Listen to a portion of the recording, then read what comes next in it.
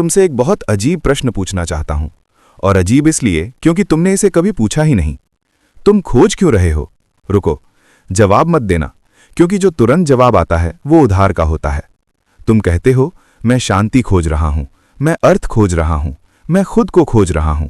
लेकिन क्या तुमने कभी देखा है कि खोज अपने आप में एक बेचैनी है? जिस क्षण तुम खोजते हो उसी क्षण तुम मान लेते हो कि तुम्हारे पास कुछ नहीं है, और ये मान्यता बहुत गहरी चोट है। मैं तुमसे कहता हूं, जो खोजता है वो पहले ही खो चुका होता है, क्योंकि जो है उसे खोजा नहीं जाता, और जो खोजा जा रहा है वो कल्पना बन जाता है।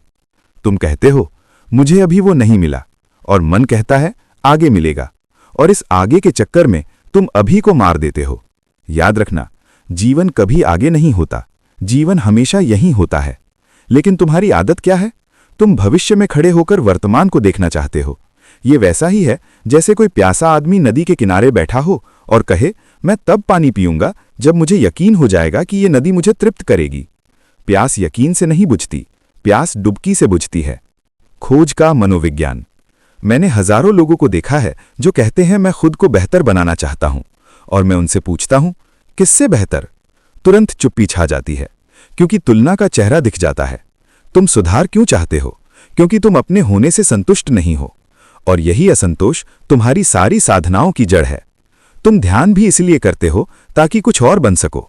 मैं तुमसे कहता हूं, जो ध्यान से कुछ बनना चाहता है वो ध्यान को भी दूषित कर देता है। ध्यान कोई सीढ़ी नहीं, ध्यान एक रुकना है। लेकिन तुम रुकने से डरते हो, क्योंकि रुकते ही खालीपन दिखता है, और खालीपन तुम्हें डराता है, क्योंकि तुम्हें सिखाया गया है खाली होना इज इक्वल टू बेकार होना। मैं तुमसे कहता हूं, खालीपन ही द्वार है। बीज भी खाली होता है, इसीलिए उसमें वृक्ष समा पाता है। तुम कमी से क्यों जीते हो? तुम्हारी पूरी जिंदगी एक ही वाक्य से चल रही है, मुझ में कुछ कमी है। कभी पैसा, कभी आत्मविश्वास, कभी ज्ञान, कभी प्रेम। और इस कमी को भरने के लिए तुम दुनिया भर की चीजें भरते चले जाते हो।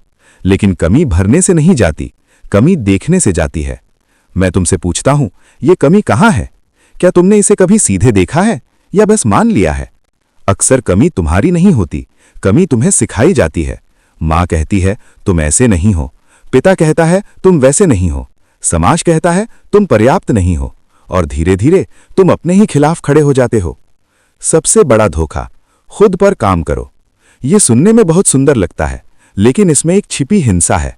खुद पर काम करने का मतलब है, मैं ठीक नहीं हूं, और जो खुद को गलत मानकर चलता है वो कभी सही नहीं हो सकता।